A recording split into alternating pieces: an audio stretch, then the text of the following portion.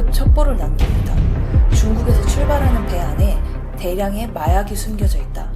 다음날 새벽 6시 30분 강릉 옥계항에 그 배가 입항하자 관세청과 해양경찰청은 90명의 수사요원과 약 탐지견을 동원해 정밀 수색에 들어갔습니다. 기관실 뒤편에서 밀씨를 찾아냈고 곧 믿기 힘든 광경이 펼쳐집니다. 그 안에는 무려 2톤의 약이 발견된 거죠.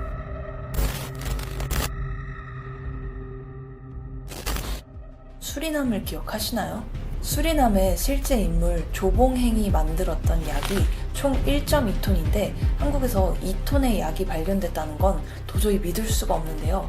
이는 시가 1조 원 상당으로 1회 투약 기준으로 무려 2억 명이 사용할 수 있는 분량입니다. 이건 단순한 개인이 벌일 수 있는 범죄가 아니에요. 거대 카르텔의 개입이 있어야지만 가능한 수치고 이는 곧 국가의 안보와도 직결된 문제입니다. 그런데 이런 초대형 약 범죄가 벌어졌는데 이상하리만큼 조용히 묻히고 있습니다. 왜일까요?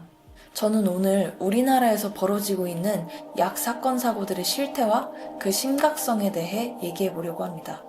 언제부터 한국이 이런 나라가 된 걸까요?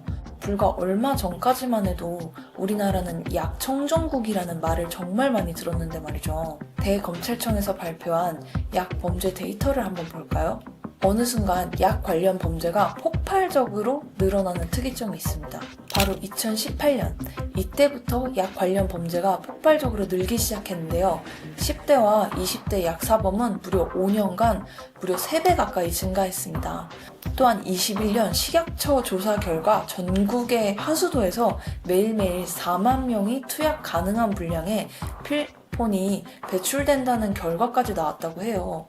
대체 이 기간 동안 무슨 일이 벌어진 걸까요? 답을 알기 위해서는 문재인 정부와 민주당의 행적을 되돌아볼 필요가 있어요. 문재인 정권은 검찰이 마약 수사를 제대로 못하도록 손발을 하나둘씩 잘라냈고 결국 2022년 검찰의 수사권을 완전히 박탈한다 라는 의미의 검수완박 법안을 통과시켜 검찰의 직접 수사 권한을 크게 제한했습니다.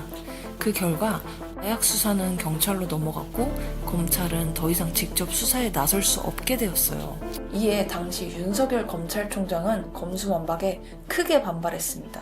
지금 진행 중인 이 소위 말하는 검수완판이라고 하는 것은 어떤 부패를 완전히 상실해 하는 부패 완판으로서 헌법 정신에 크게 위배되는 것이고 국가와 정부의 헌법상 책임을 지버리는 것이라고 저는 생각합니다.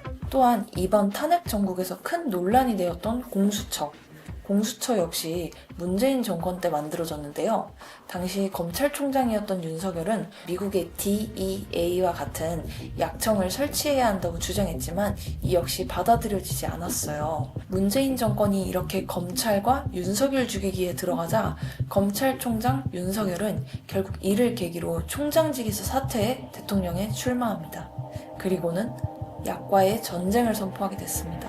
어느새 우리 주변으로 깊이 침투하고 있는 이 마약 범죄 역시 마약 사범이 연소화되고 초범 비율이 증가하는 상황인 만큼 유관 기관은 물론이거니와 국제사회와 적극 협력해서 기민하게 대응해 주시기를 당부드립니다. 특히 우리 미래 세대를 지켜야 한다는 사명감으로 마약과의 전쟁에서 반드시 승리해 주십시오. 윤석열 대통령은 약과의 전쟁을 선포하며 문재인 정부가 폐지시켰던 대검찰청의 약 관련 수사 조직을 다시 부활시킵니다. 그런데 민주당은 이에 탐탁치 않은 반응을 보였는데요. 5년 사이에 불과 5배 늘어난 수준입니다. 이것을 가지고 대통령이 나와서 또 법무장관이 나와서 마약과의 전쟁 이렇게 얘기하는 것은 뭔가 의도가 불순해 보이는 겁니다. 5년 사이에 5배 증가가 그렇게 마약과의 전쟁을 선포할 수준은 아니죠. 그 시행령에 의한 검찰의 직접 수사 부분 여지가 있다면 저희들 민주당에 알려달라, 신고해달라라고 지금 간곡하게 말씀드립니다. 이게 대체 무슨 말이죠? 민주당은 마치 약사범들을 나서서 보호해주는 느낌이 드네요. 이렇게 민주당은 계속해서 약 관련 수사에 브레이크를 넣었는데요. 바로 약 수사에 쓰이는 검찰의 특수활동비와 특정 업무 경비를 전액 삭감시켜버립니다. 영원. 진짜 단 한 푼도 남기지 않았어요. 검찰 특수활동비 80억 900만 원은 내역을 전혀 입증하지 않았기 때문에 전액 삭감했습니다. 또한 특수활동비와 업무 추진비의 중간쯤 있는 검찰의 특정 업무 경비 이 또한 506억 9,100만 원은 내역을 입증하지 못했기 때문에 전액 삭감했습니다. 이들이 내세운 논리는 입증되지 않은 예산이기 때문인데요. 투명성을 강화해야 한다는 주장은 그럴듯해 보이지만 현실은 전혀 다릅니다. 여러분, 영화 보면 잠입 수사하는 장면 많이 보셨죠? 그런 수사를 할 때 이 돈은 과연 어디에서 나올까요? 바로 특활비와 특경비입니다. 그런데 이걸 세부 내역까지 전부 공개하라는 건 경찰과 검찰이 어떻게 움직이는지 범죄자한테 다 알려줘라 라는 말과 다를 게 없어요. 그래서 특활비와 특경비는 원래부터 기밀 유지가 전제된 예산이고 민주당도 이걸 모르는 게 아닙니다. 그 액수를 뭐 부서별 기관별 사용하는 내용들을 밝히는 것은 또 특활비 편성 취지에 맞지 않다는. 특수활동비하고 특경비가 줄어든 것은 네. 그동안에 자료를 제출하라고 네. 예산안 심사를 위해서 자료를 제출하라고 하는데 계속 제출을 안 했습니다. 그러다 보니까 이게 전액 삭감이 된 것인데 본인들이 정권을 잡았을 때는 되고 지금은 안 된다? 이렇듯 민주당의 내로남불 정책은 더 이상 약 관련 수사를 할 수 없게 만들었고 범죄자들은 더욱 활개치게 됩니다. 윤석열 대통령이 계엄을 선포하며 괜히 이 부분을 강조한 게 아니에요. 국가 예산 처리도 국가 본질 기능과 마약 범죄 단속, 민생 치안 유지를 위한 모든 주요 예산을 전액 삭감하여 국가 본질 기능을 훼손하고 대한민국을 마약 천국, 민생 치안 공황 상태로 만들었습니다. 특히 제가 자료조사를 하다 놀랐던 건 바로 의료계였어요. 많은 의사들과 약사들이 제대로 확인도 하지 않고 약을 유통시키고 있다는 거였죠. 제보자에 따르면 병원들이 모여있는 하나의 건물에서 7개의 처방전이 나오고 그것을 다 돌면 하루에 무려 300개에서 400개의 약을 구할 수 있다고 했죠. 의사들은 제대로 된 진단을 하지 않았고 심지어 펜닐 같은 심각한 약까지 가능했습니다. 이제는 병원이 합법적인 약 공급의 루트가 되어버린 거예요. 사실 의사들에 대한 부분들도 할 말이 많은데요. 이렇게 부도덕한 의사들도 많지만 의사의 자질을 제대로 갖추지 못한 실력 없는 의사들이 점점 늘어나고 있다고 합니다. 실력 없는 의사? 이게 무슨 말일까요? 한마디로 의사가 될 실력이 아닌 사람이 의사를 하고 있다는 겁니다. 이게 어떻게 가능할까요? 지금 한국에는 많은 대학들이 외국인 입학 특혜 전형을 두고 있는데요.